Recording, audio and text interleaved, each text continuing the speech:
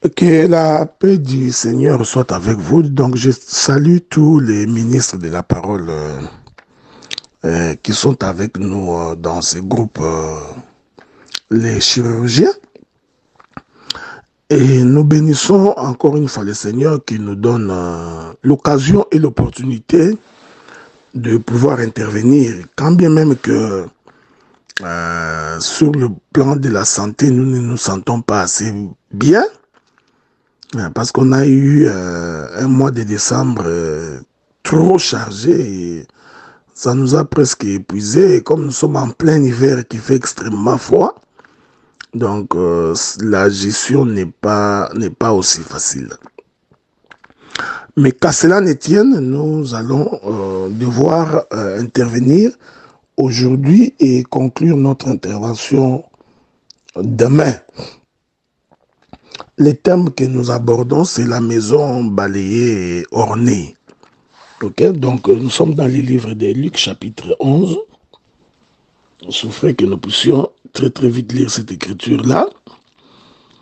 À partir du verset 24, la Bible dit, lorsque l'esprit impur est sorti d'un homme, il va dans les lieux arides pour chercher du repos. N'en trouvant point, il dit, je retournerai dans ma maison d'où je suis sorti. Et quand il arrive, il trouve la maison balayée et ornée. Alors il s'en va, il prend 7 autres esprits plus méchants que lui. Ils entrent dans la maison, s'y établissent. Et la dernière condition de cet homme est pire que la première. Le verset qui nous intéresse, qui est le thème qui nous a été donné en partage, c'est quand il arrive, il trouve la maison balayée et ornée. Donc, c'est ce texte-là que nous allons essayer d'expliquer. Alors, pour aujourd'hui, j'essaierai de parler sur la maison et je toucherai en partie la notion de la maison balayée. Et quand j'aurai fini, donc demain, j'aborderai l'ornement de cette maison. Le sujet est très très vaste, il y a beaucoup de choses à dire là-dedans, mais j'ai béni le Seigneur parce que nous sommes plus de 7 intervenants, donc et pas des moindres, et je crois que chacun pourra apporter sa pierre de contribution. Parce que moi je crois fermement à la complémentarité ministérielle. Voilà pourquoi je ne m'empêche d'écouter les autres prédicateurs, parce que je crois qu'au travers de leur prédication, le Seigneur est capable de faire en sorte que mon carquois soit rempli de flèches et que ma gibecière ne manque pas de la semence. Donc, j'essaierai d'apporter ma pierre de contribution selon la grâce que le Seigneur m'a accordée. Et ensuite, les autres pourront continuer. Donc, pour aujourd'hui, nous allons commencer par définir ce que c'est une maison. Ceci est très important. Bon, moi, j'ai toujours pensé que rentrer au commencement est une bonne chose. Et j'ai toujours cru que lorsque nous commençons par le commencement, permettez la tautologie, il est plus facile de saisir ce qui va être dit par la suite. Au commencement, donc, la Bible dit que le Seigneur s'est dit en lui-même que créons l'homme à notre image et selon notre propre ressemblance. Cette écriture nous atteste que le Seigneur voulait créer l'homme. Donc, Dieu voulait se projeter lui-même par la création de l'homme. Ceci est très important. Ainsi, nous considérons que cet homme-là que Dieu va créer va donc être la maison de Dieu. C'est la maison de l'Éternel Dieu lui-même. Je donnerai plusieurs témoins des Écritures pour que nous puissions bien nous faire saisir. Et la Bible dit qu'au commencement là, l'Éternel va donc rassembler la poussière de la terre. Et nous disons que ce rassemblement de la poussière de la terre est une construction. parce qu'il a fallu que Dieu récupère une poussière à gauche, une autre poussière à droite, il la récupère au nord, au sud, et il récupère la poussière éparpillée, et l'Éternel Dieu va donc commencer à construire une maison.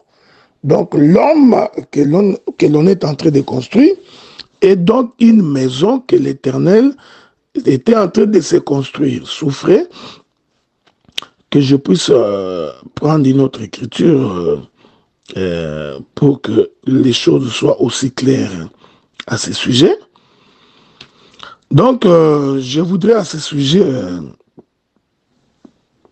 prendre une écriture. Je prends d'abord les livres de 2 Corinthiens.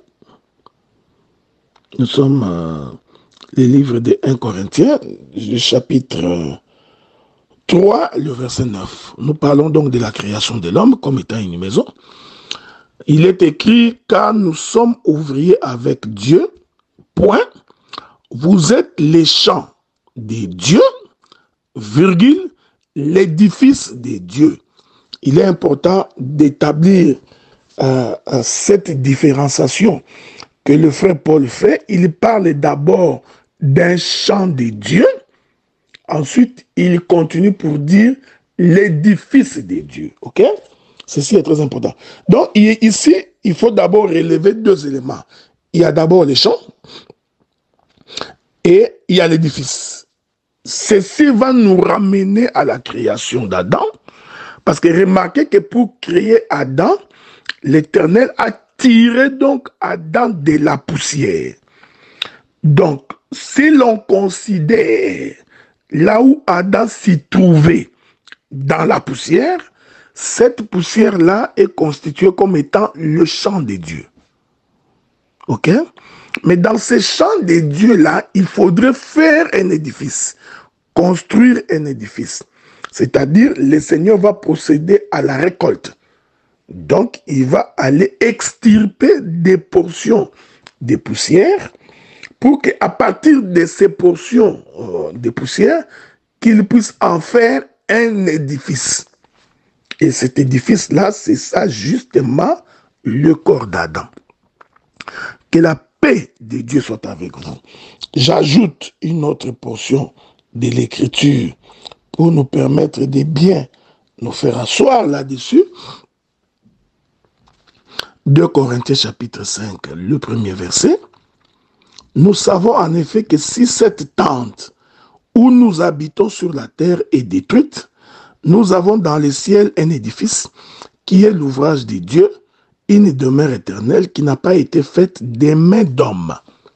Ceci est très important. Remarquez que le frère Paul nous fait comprendre que la chose qui n'a pas été faite des mains d'hommes, en réalité, c'est l'homme.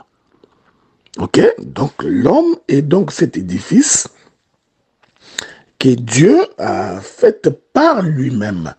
C'est pourquoi, dans la création, l'Écriture dit que l'Éternel rassembla donc la poussière de la terre et forma l'homme à partir de cette poussière. C'est la main de Dieu elle-même qui a donc formé l'homme. Je voudrais que nous nous mettions d'accord là-dessus. Donc, par la maison, nous comprenons que Dieu créait l'homme. L'homme est une maison. La tente est une maison. J'ajouterai plusieurs éléments des Écritures pour que la chose soit bien comprise de tout le monde. De par la création, les soucis de Dieu, c'était toujours de se trouver une maison, de se trouver une demeure, de se trouver une tente. Ok? Parce que l'Éternel voulait se mettre à l'abri des intempéries. C'est pourquoi je vais retourner encore. Je suis en train de faire plusieurs tournures dans la création pour expliquer que quand la Bible dit qu'au commencement, l'Esprit de Dieu s'est mouvé au-dessus des eaux, ok?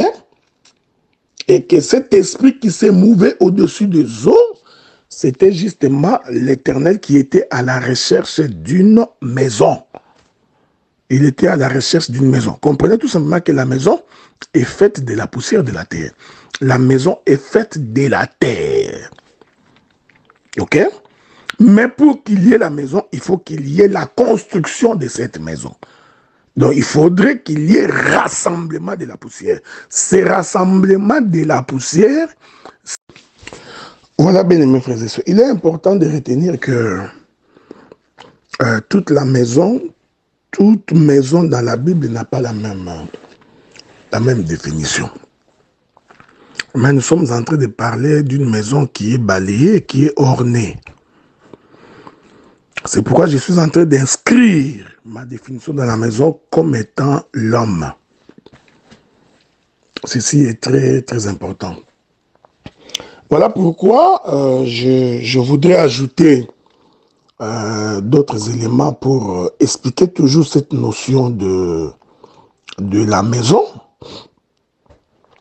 qui est en fait la construction de l'homme. La construction de l'homme. J'ai pris le livre des Éphésiens dans son chapitre 4. Je voudrais donc lire à partir du verset,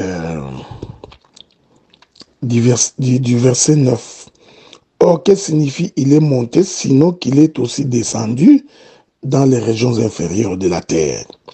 Celui qui est descendu, c'est le même qui est monté au-dessus de tous les cieux, afin de remplir toutes choses.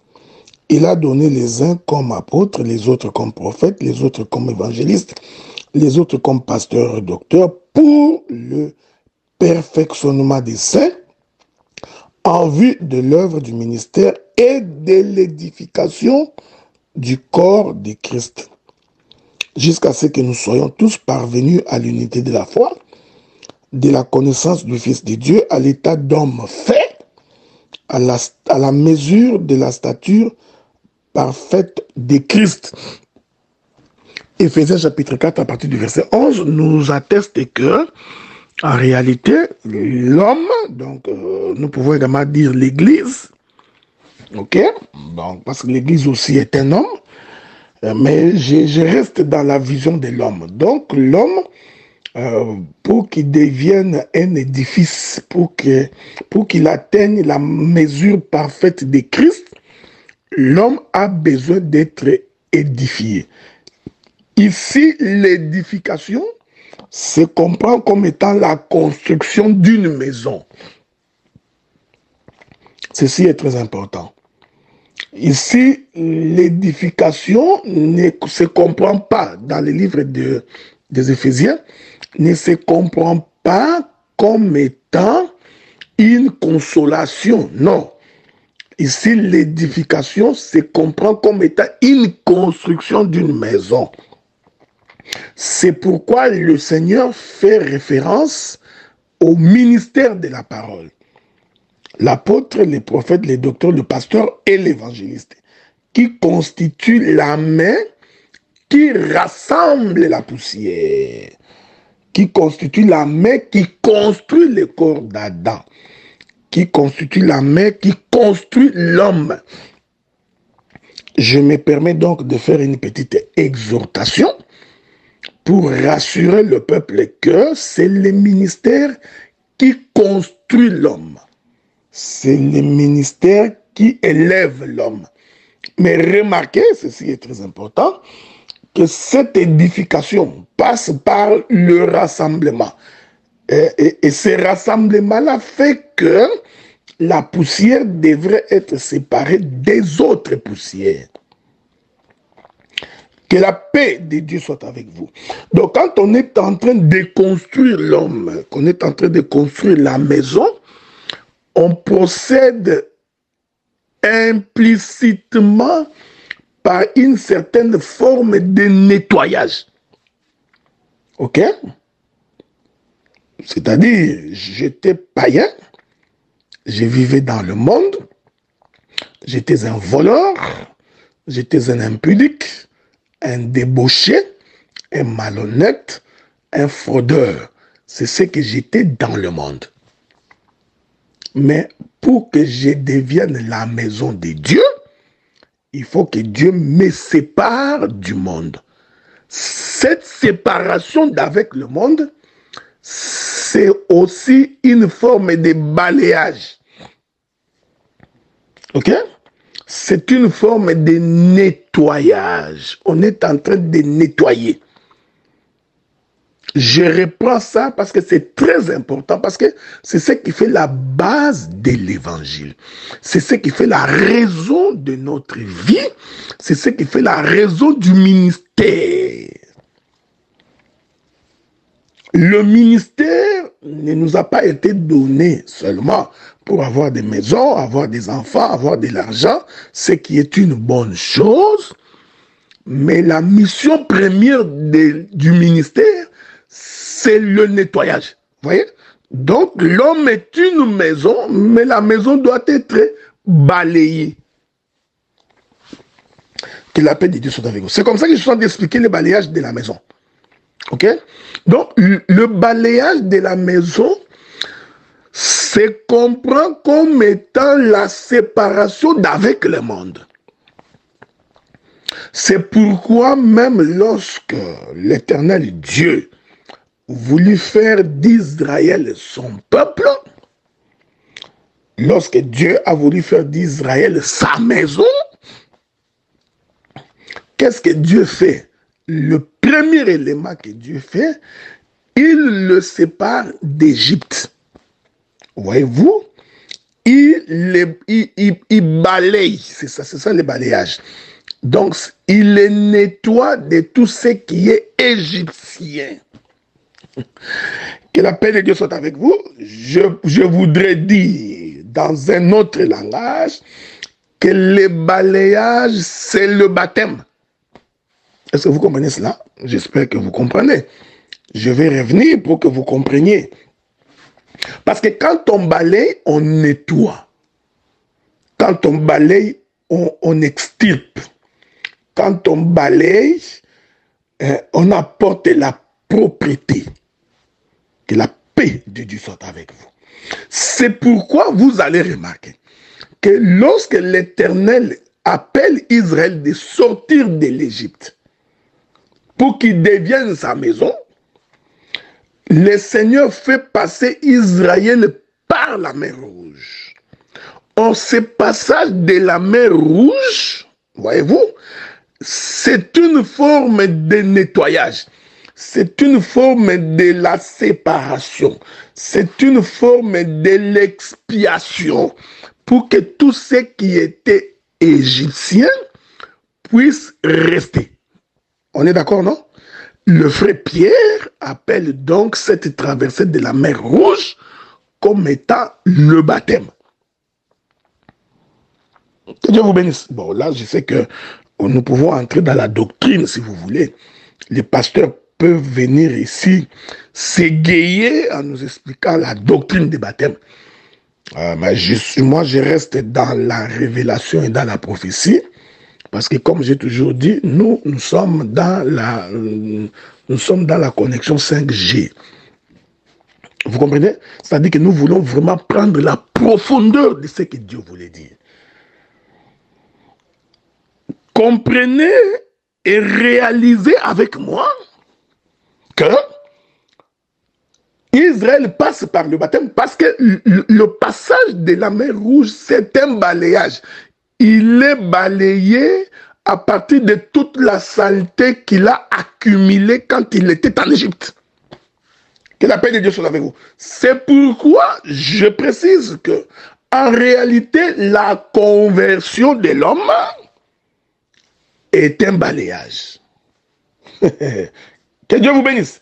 La conversion de l'homme est un nettoyage. Je rentre dans le jardin parce que j'en ai l'habitude d'y entrer et d'en sortir sans coup ni blessure. Remarquez que lorsque Dieu veut procéder au rassemblement de la poussière, Dieu fait en sorte que ça passe par la main, je vais revenir, la main qui est le ministère de la parole, mais pour que l'homme ait la forme, L'Écriture dit la vapeur devait s'élever de la terre et arroser la surface du sol. Ah, or, la vapeur, c'est ça le baptême. Est-ce que vous comprenez ça? C'est ça. En d'autres termes, c'est ça le nettoyage. C'est ce qui fait que ce qui était poussière diffère des autres poussières. Que la paix de Dieu soit avec vous. Est-ce que vous comprenez cela? Nous pouvons, sur le chemin apostolique, dire qu'un homme converti, c'est un homme nettoyé. C'est un homme... c'est un homme lavé. Parce que nous naissons tous dans le péché. Nous naissons tous dans la nature adamique. Faites attention. Quand je rentre dans la création, vous allez remarquer que la terre a été tirée des eaux. Ok? Pas les eaux d'en haut, mais les eaux d'en bas. Or, les eaux d'en bas représentent le monde avec toutes ces impuretés. Que la paix de Dieu soit avec vous.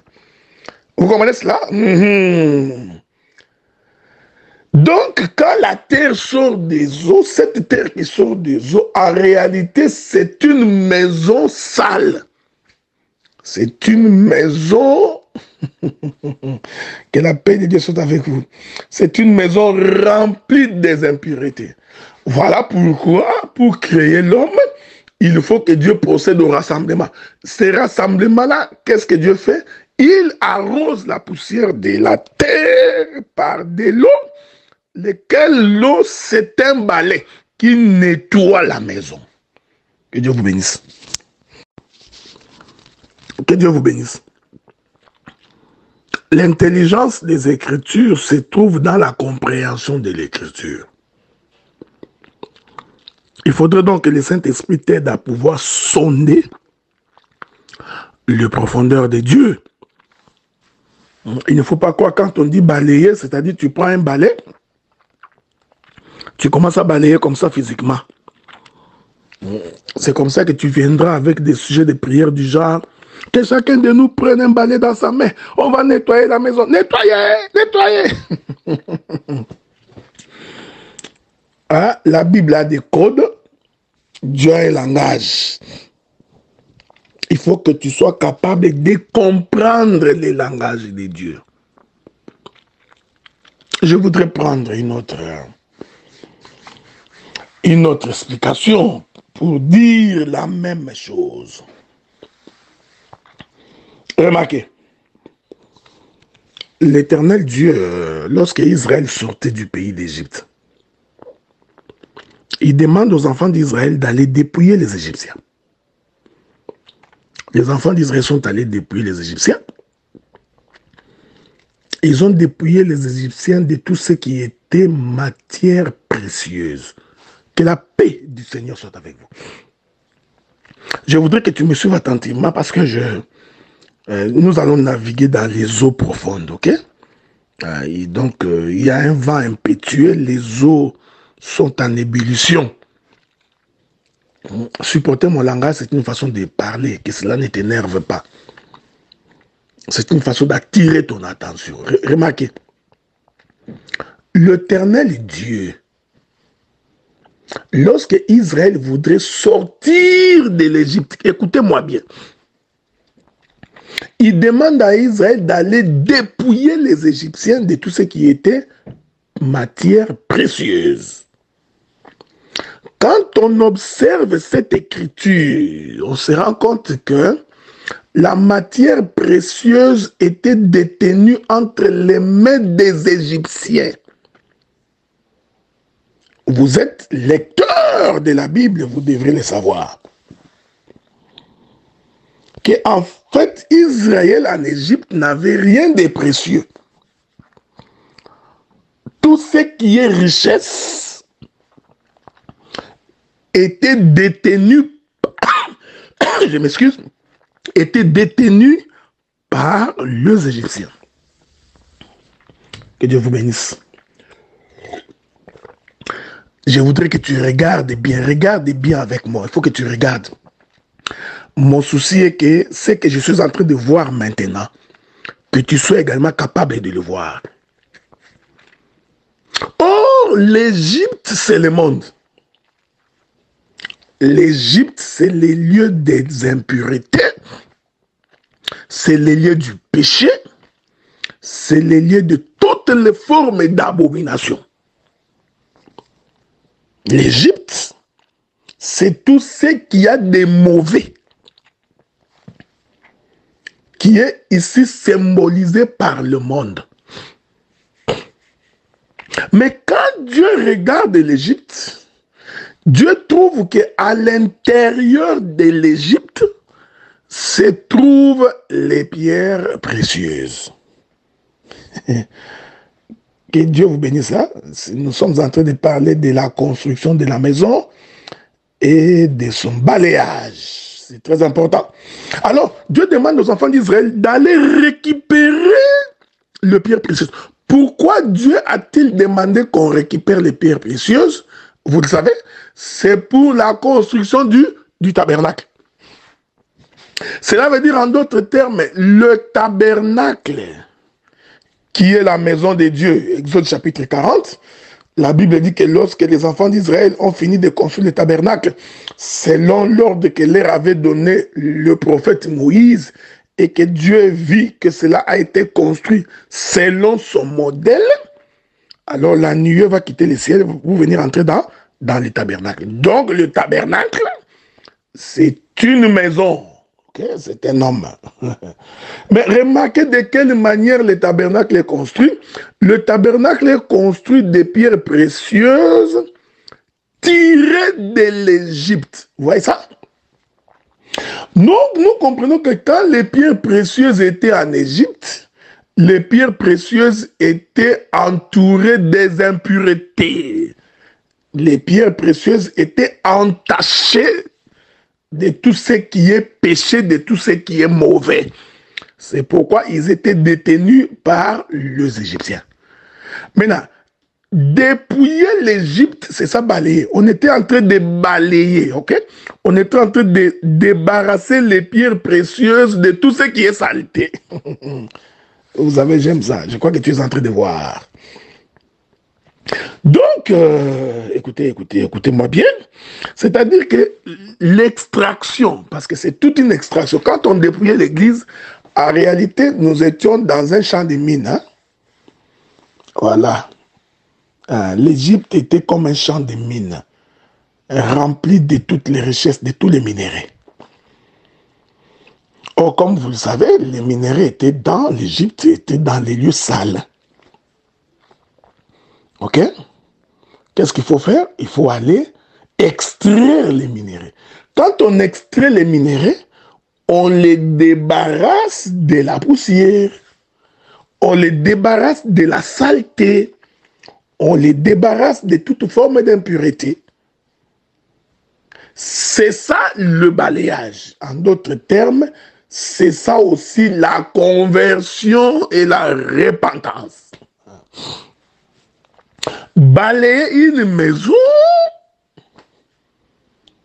c'est la prédication de la conversion et de la repentance. J'aime ces choses.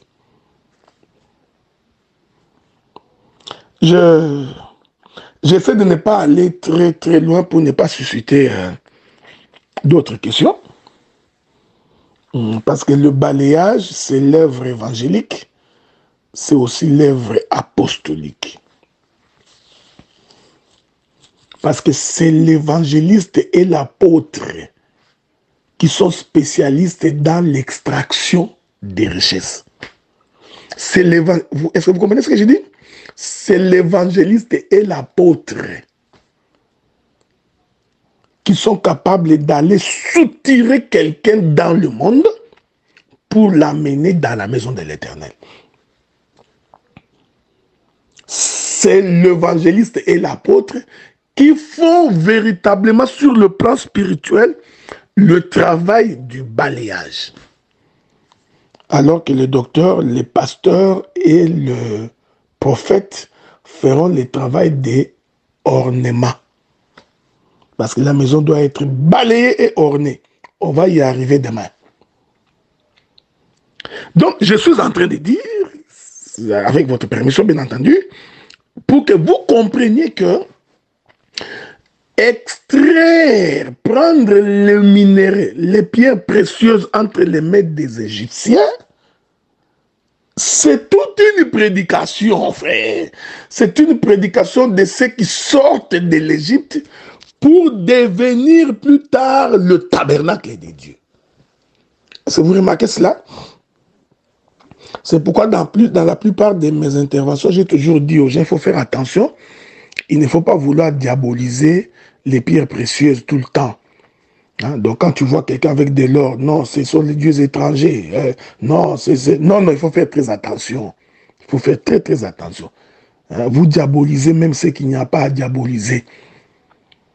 Les enfants d'Israël, les ornements, des pendentifs en or, tout ce qu'ils avaient pris en Égypte, c'est ce qui a servi dans la construction du tabernacle. Or, ces mouvements-là, c'est justement les mouvements de nous qui étions dans le monde et qui aujourd'hui nous constituons la maison de Dieu. Nous sommes les membres de son corps. Mais avant que nous ne devenions membres de son corps, comme vous le savez, nous étions d'abord en Égypte. Mais nous sommes les pierres précieuses retrouvées en Égypte. Mais pour que nous sortions de l'Égypte, il faut qu'il y ait extraction. C'est ça l'œuvre du dépouillement que les enfants d'Israël ont dépouillé l'Égypte. Que la paix de Dieu soit avec vous. Vous permettez maintenant que je fasse un petit détour dans le jardin pour expliquer la même chose. Que la paix de Dieu soit avec vous. Que la paix de Dieu soit avec vous. Nous allons attester ce que nous venons de dire en prenant le livre de Genèse. Je prends les livres de Genèse. Le chapitre 2, je vais lire à partir du verset 9. L'Éternel fit pousser du sol des arbres de toute espèce, agréables à voir et bons à manger, et l'arbre de la vie au milieu du jardin, et l'arbre de la connaissance du bien et du mal. Un fleuve sortait d'Éden pour arroser les jardins, et de là il se divisait en 4 bras. Le nom du premier est Pichon, c'est celui qui entoure les pays des Havila où se trouve l'or. L'or de ces pays est pur. On y trouve également du bidélium et de la pierre d'onyx. Le nom du second fleuve est Guilon. C'est celui qui entoure tous les pays des couches. Ok, vous pouvez continuer et vous pouvez continuer si vous voulez à lire toutes les écritures là-dessus. Je suis rentré là-bas pour vous expliquer que lorsque l'Éternel place les jardins qui est un champ, Dieu en réalité y a mis à l'intérieur, sous les sols, donc en sous-sol, il a mis le pierre précieuse. Ok? Donc, tout ce qui est précieux, tout ce qui est richesse, se trouve être enfoui dans le sol. Vous savez, la Bible, elle est merveilleuse. Hein? La Bible, elle est très, très merveilleuse. Je crois que Dieu est parfait dans ce qu'il fait. Il est impossible, impensable que tu trouves une pierre précieuse sur la terre. C'est toujours sous la terre. L'or, les diamants, les manganèses, le cobalt, tout ce qui est richesse se trouve être enfoui dans la terre. Ceci cache la pensée de ce que nous étions. Nous qui étions si précieux au nom de l'Éternel. Nous qui constituions la richesse de sa maison. Nous étions enfouis dans le monde, enfouis dans la terre. Est-ce que vous comprenez ce que nous disons? Et dans cette terre, nous y sommes de façon éparpillée. Que la paix du Seigneur soit avec vous. Maintenant, remarquez que pour que ce qui est richesse et qui se trouve être enfoui dans la terre puisse servir à quelque chose, il faut qu'il y ait de l'extraction. Nous disons que le ministère est une compagnie minière qui a pour mission d'extraire toute richesse, d'extraire du monde tout ce qui est une valeur. Pour Dieu, la Bible dit qu'un jour, le Seigneur était en train de passer, lui, la véritable société minière, il passe, il trouve une femme qui avait les dos courbés. Et il la regarde et dit, voici une autre fille d'Abraham qui a été retenue captive dans le monde des ténèbres. Vous voyez, c'est une richesse enfouie sous la terre. Voilà pourquoi l'on parle d'être affranchi, d'être libéré. Ok? Parce qu'on ne peut libérer que ce qui est retenu. Il marche. La véritable compagnie minière va trouver Zachée. Il dit, descends, j'entrerai dans ta maison. Voici un fils d'Abraham. Voyez-vous, frère? Donc, ce mouvement-là de la prédication pour récupérer les âmes afin qu'ils puissent servir à la construction de la maison, c'est un balayage. C'est un nettoyage. C'est ce qui nous ramène vers la maison de l'Éternel.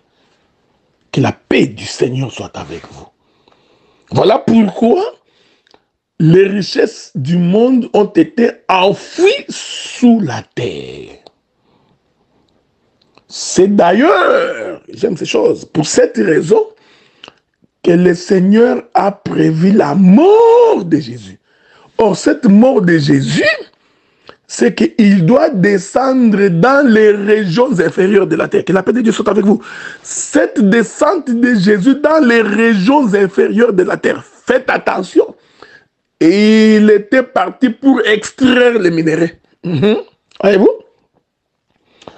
Que la paix de Dieu soit avec vous.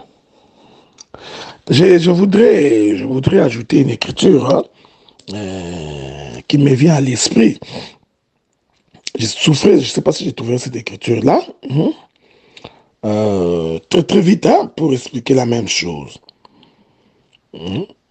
Bon, si je ne trouve pas ça, c'est pas grave, mais je crois, voilà, je trouverai les versets.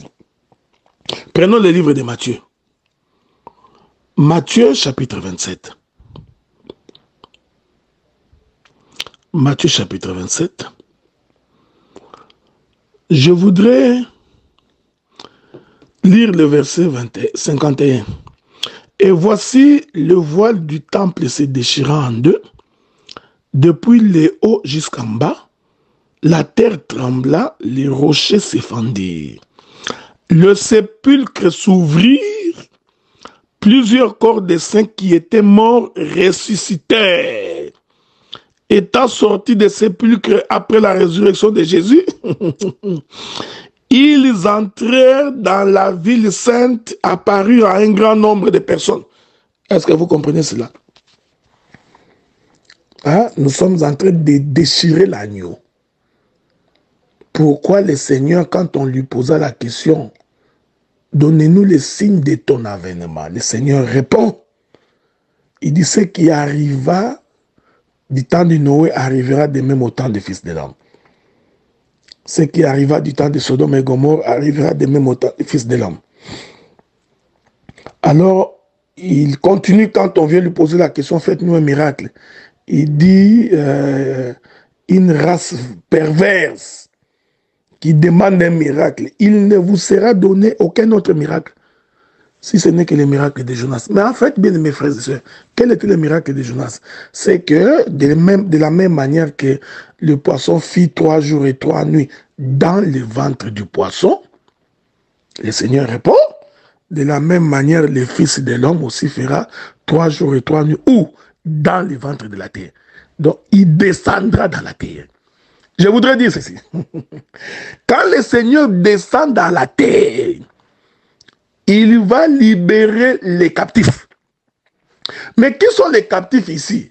Ce sont les pierres précieuses, enfouies dans la terre. Est-ce que vous comprenez ça? Les pierres précieuses ici, c'est nous qui étions dans le monde. C'est pourquoi il doit descendre dans les séjours de mort. C'est-à-dire qu'il descend à l'intérieur de la terre. Lui, la véritable compagnie minière, il va procéder à l'extraction de toutes les pierres précieuses. Lesquelles pierres précieuses vont servir à la construction de la véritable maison du Seigneur.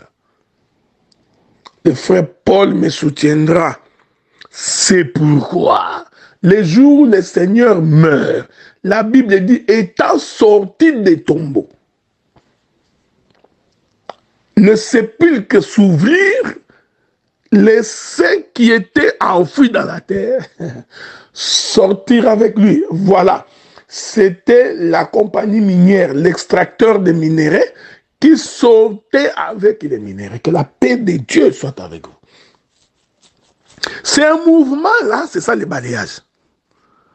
Donc on est en train de nettoyer.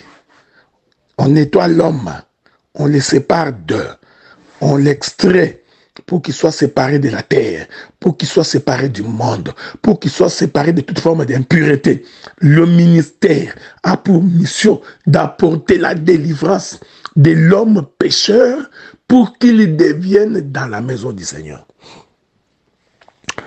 C'est pourquoi ce jour-là, quand le Seigneur a guéri un homme qui était aveugle,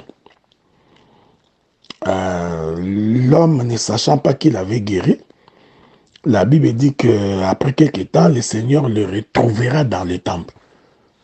C'est là qu'il a retrouvé. Hein? Il est allé le retrouver. Il est merveilleux. Hein?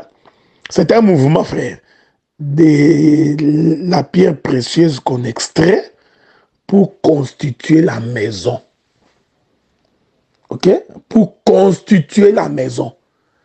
C'est ici que je suis en train d'expliquer le premier mauvais esprit que l'on chasse. Selon les livres que nous avons lus dans le Luc chapitre 11, on dit lorsque un esprit est chassé d'une maison, d'un homme, j'ai dit que ce premier esprit-là, c'est ce que nous appelons la conversion, la repentance, c'est ce que nous appelons l'extraction des minéraux. Parce que l'Écriture va dire par la suite que lorsqu'il va aller, il va prendre cette, lorsqu'il viendra, s'il trouve la maison balayée mais non ornée, c'est là où se trouve le problème. Donc quand la maison n'est pas ornée, les démons vont revenir. Que Dieu vous bénisse. Hein? Bon, je voudrais conclure mon intervention d'aujourd'hui.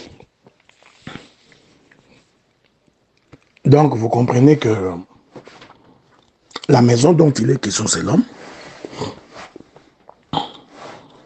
Il est l'œuvre de la main de Dieu. C'est pourquoi le frère Paul dit que vous êtes la maison de Dieu, l'édifice de Dieu. Ok? Mais cette maison-là, pour qu'elle devienne maison, il faut d'abord qu'il ait quitté le monde. Donc, le pasteur de la matière a enseigné pour que toi, tu deviennes la maison de Dieu. La première chose que Dieu devrait faire, c'est d'abord de te tirer du monde et de t'amener auprès de lui. C'est d'abord de te tirer du monde et de faire de toi un vase d'honneur. Ceci est très très important. Bon, vous savez que nous pouvons expliquer la maison du Seigneur autrement. Hein? On peut également l'expliquer comme étant la personne de Jésus, mais ce n'est pas le chemin que je voulais emprunter pour ne pas avoir de difficultés quelque part pendant que je vais avancer.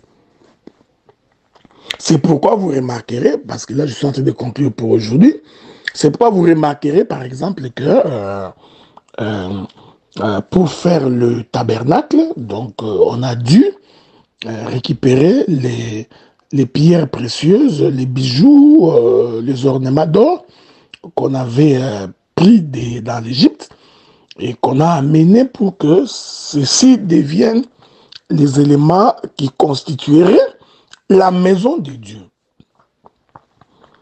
De la même manière, aujourd'hui, sur le plan spirituel, lorsque nous prêchons, nous sommes en train d'ajouter brique après brique, permettez l'expression, j'aurais bien voulu dire pierre après pierre, ok, pour que nous constituions exactement la maison du Seigneur.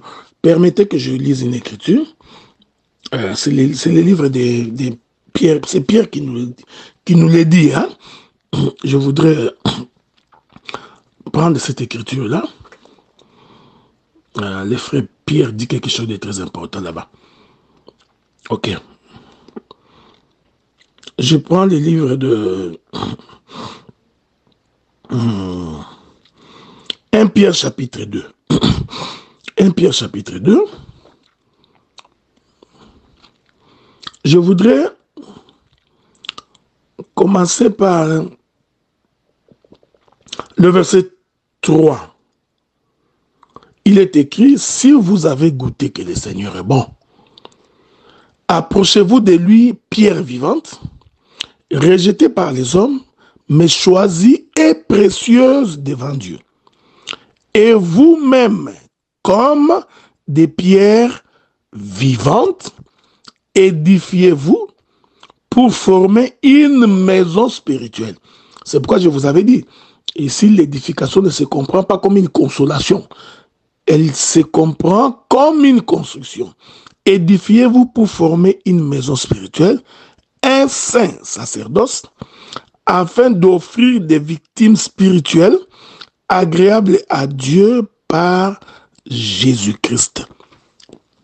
Voilà, bien-aimés frères et sœurs, la maison dont il est question ici, c'est l'homme. Et cette maison-là est balayée par la conversion et par la repentance, par le fait que Dieu nous a choisis là où nous étions pour nous amener dans sa présence. Et en cela, nous devrions abandonner la vie du péché, abandonner toute forme d'impureté, abandonner toute forme d'immoralité. Ok? Et c'est cela le ministère de la parole. C'est-à-dire, c'est ce ministère-là qui nous attire de ténèbres à son admirable lumière. Maintenant, si nous entrons dans le champ de la prédication, j'ai dit que celui qui balaye, c'est l'évangéliste et l'apôtre. Hein? Cette chose, elle est très, trop importante. Pourquoi j'ai dit que c'est l'évangéliste et l'apôtre? Parce que c'est l'évangéliste qui va donner la nouvelle de Jésus. C'est lui qui annonce que Jésus est bon. C'est lui qui nous vend le produit qui est Jésus. Mais c'est lui qui nous extirpe, c'est-à-dire c'est lui qui nous enlève, qui enlève nos pieds dans la boue pour nous ramener dans sa maison. C'est justement l'apôtre. Ok? C'est justement l'apôtre. Parce que c'est l'apôtre qui est le tracteur. C'est lui le bulldozer. J'aime ça. Hein? Vous voyez, vous comprenez? C'est pourquoi quand le Seigneur choisit ses disciples, il ne les a pas envoyés comme des pasteurs. Il ne les a pas envoyés comme des docteurs, mais il les envoie comme des apôtres. Lorsqu'ils sont dans le champ de païens, lorsqu'ils vont dans le monde, lorsqu'ils vont dans le milieu des païens, ils y vont comme apôtres, ils y vont comme évangélistes. Cette bonne nouvelle sera prêchée en commençant par Jérusalem jusqu'aux extrémités de la terre. Ça, c'est l'œuvre évangélique. Mais une fois sur le terrain, pour prendre quelqu'un et le ramener à Jérusalem, vous comprenez l'expression de ce que je voudrais dire, les ramener dans la maison de Dieu, il faut déraciner la personne.